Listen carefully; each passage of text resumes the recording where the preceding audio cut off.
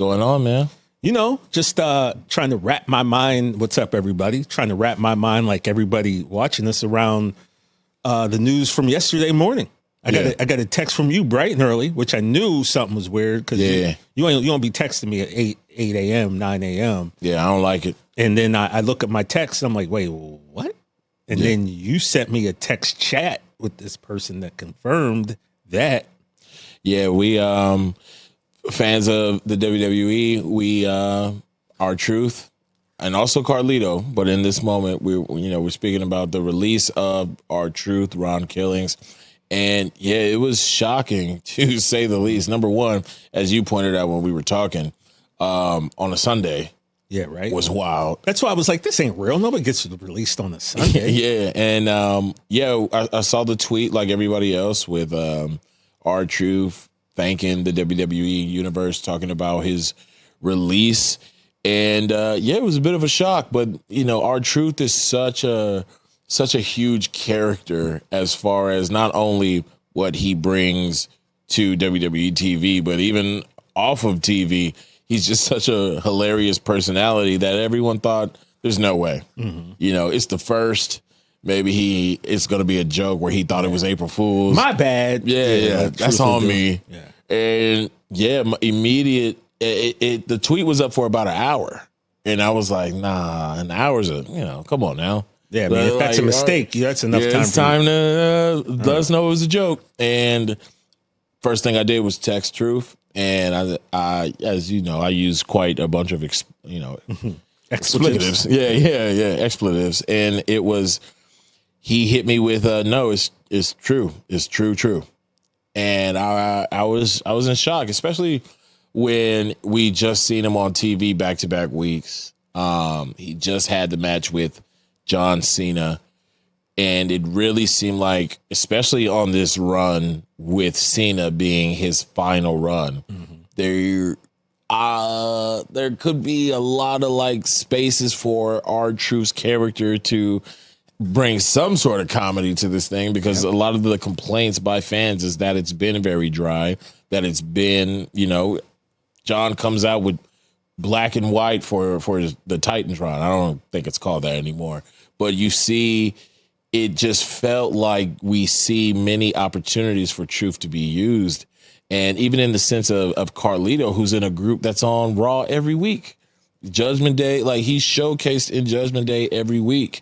And we're going to give Carlito, some our own thoughts in his own time during this episode. But Truth being dropped the way that, and not necessarily dropped, because what we've heard from Fightful, our friends over at Fightful, is that after his contract expires, that's when the release is going to happen. It's not an immediate release. We don't know the length of what's left on the contract. So we do got a little bit more Truth, but yeah, it hurt. It hurt. R-Truth is damn near the WWE mascot right now. Right. And so it's, it's not the end of the world. It's the end of the world as we know it. And that a lot of times is a tough pill to swallow. Yeah, it's just, one of those things where you have a character that's so universally beloved. I just now thought about it, I just emailed Don Bowie the picture that you and I took with Truth and Omos at WrestleMania. Yeah. And we were talking to him,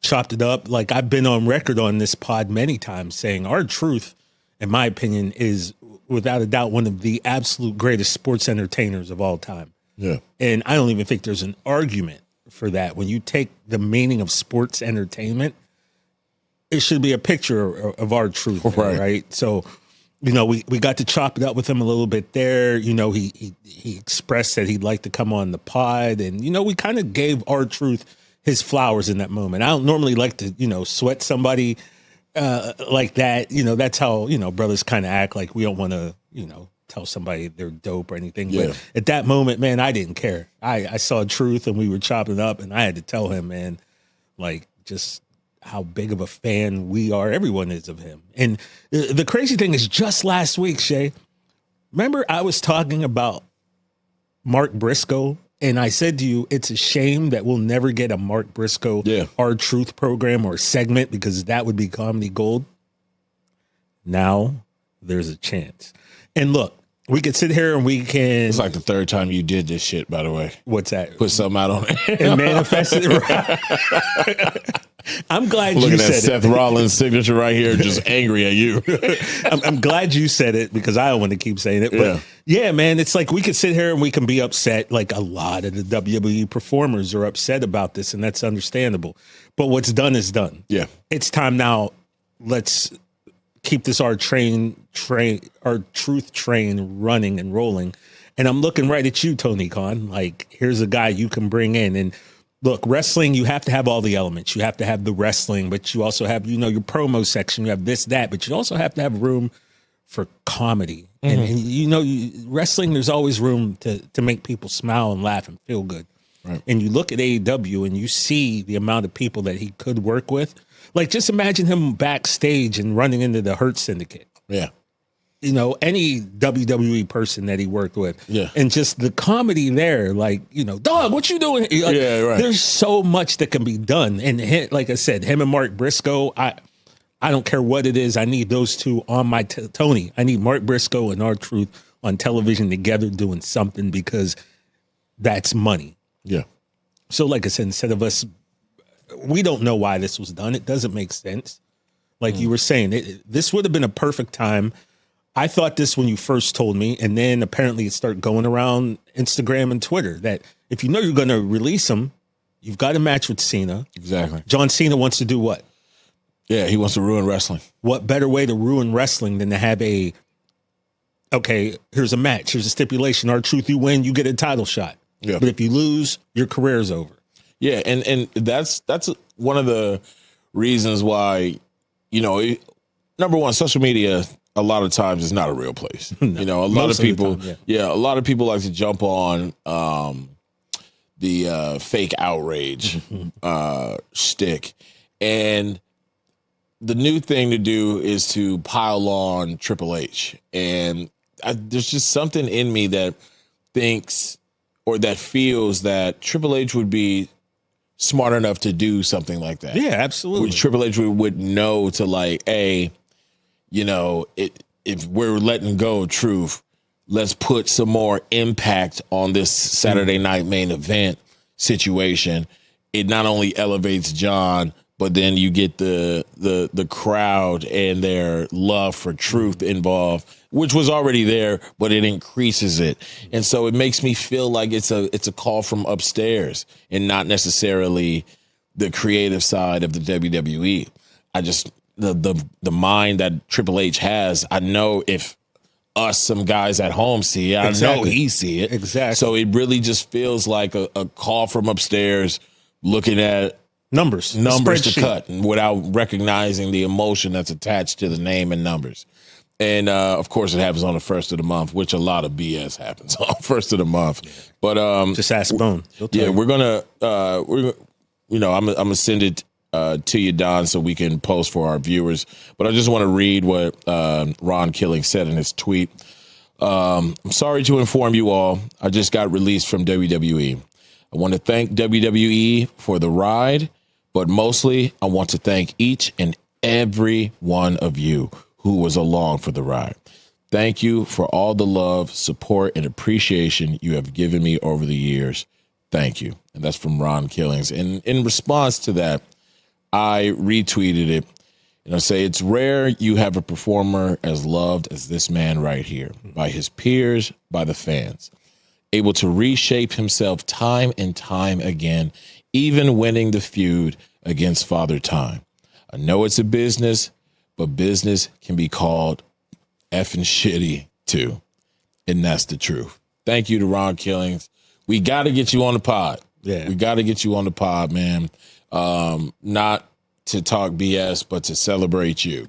We would really love to do that. Wherever you go, fans like myself and TJ, we're going to follow you. We're going to follow you. My man just had one of the top selling shirts in the company. Right. Like, what you need? Like, what more? It just makes you ask the question, what more I got to do? And well, and to top that off, right, to go back with what we were saying about Triple H's mind, again, if you knew this was coming and you let him slip past Saturday night's main event, Monday night, he's got that interaction with the new bloodline. JC Mateo's Husky, Solo. Killed that promo too. That little hiccup. If that's the case, then why don't you have them just put a beating on R-Truth so severe that later on we find that the doctors have stated that his career is over? Something to that point. Like, put a button on this. Yeah.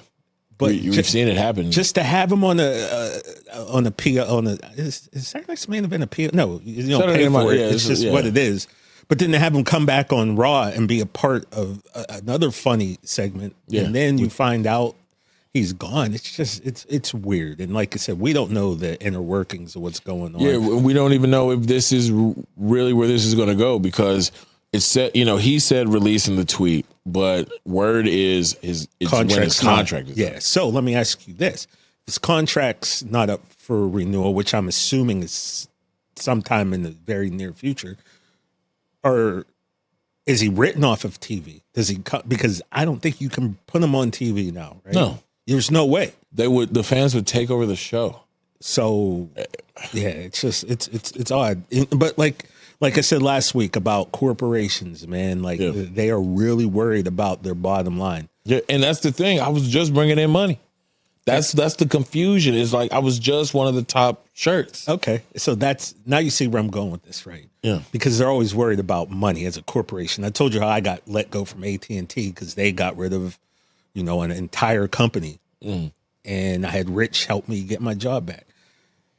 Here's the deal: every PLE we get the announcement of the attendance, and then you find out that this was the highest grossing PLE in the March that had an odd number year, or every PLE you get, this is the highest grossing year.